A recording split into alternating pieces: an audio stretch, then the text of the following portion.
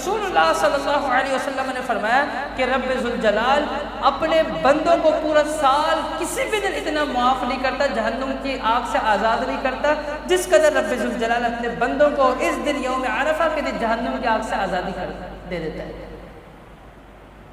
जहन्नुम की आग से अल्लाह रब्बुल आलमीन सबसे ज़्यादा अपने बंदों को आज़ाद करता है तो वो यौम अरफा का दिन होता है। और यही वजह है कि फरमाया कि यौम अरफा और अय्यामुत तशरीक ये हमारे ईद के दिन हैं। यौम अरफा की इतनी फजीलत है।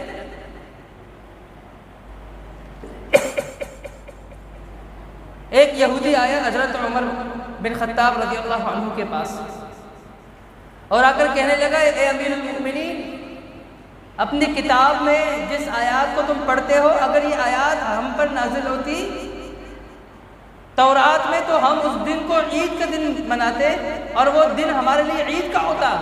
फरमाया, अच्छा तुम मुझे बताओगे इस बारे में कि इस आयत की फजीलत क्या है? सुनो, फिर हम ये भी जानते हैं कि ये आयत कहाँ नाजिल हुई है और किस दिन नाजिल हुई है, किस मकाम पर नाजिल है, हम इससे भी वाकिफ हैं। फरमाया, रसूलुल्लाह सल्लल्लाहु अलैहि वसल्लम अरफात में खड़े थे और जुम्मे का दिन था, वहां पर ये आयत नाज़िल हुई, अल-यौम अकमलतु लकुम दीनकुम व अतममतु अलैकुम निअमती व रज़ीतु लकुमुल इस्लाम दीना, कि आज के दिन मैंने तुम्हारे लिए इस दीन को मुकम्मल कर दिया है और अपनी नेमतों को तमाम कर दिया है। तुम्हारे लिए दीन इस्लाम को मैंने जो है व रज़ीतु लकुमुल इस्लाम दीना, और मैंने तुम्हारे इस दीन को एक इस्लाम के तौर पर इसका मैंने इंतखाब किया, इसको मैंने पसंद किया। दीन की तकमील हुई यौम अरफा के दिन। आयात का नुज़ूल हुआ उस वक्त जब आप मैदान अरफात में खड़े थे और जुम्मे का दिन था। हज़रत उमर ने फरमाया, हम आपसे ज़्यादा वाकिफ़ हैं, हमें पता है।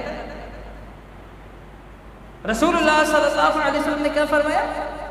यहूदी ने क्या कहा था कि अगर हम पर ये आयत नाज़िल होती, हम इस दिन को ईद का दिन मनाते। हज़रत उमर ने फरमाया कि हमें पता है। और रसूलुल्लाह सल्लल्लाहु अलैहि वसल्लम ने क्या फरमाया? फरमाया कि अय्यामुत तशरीक के साथ साथ यौम अरफा भी ईद का दिन है।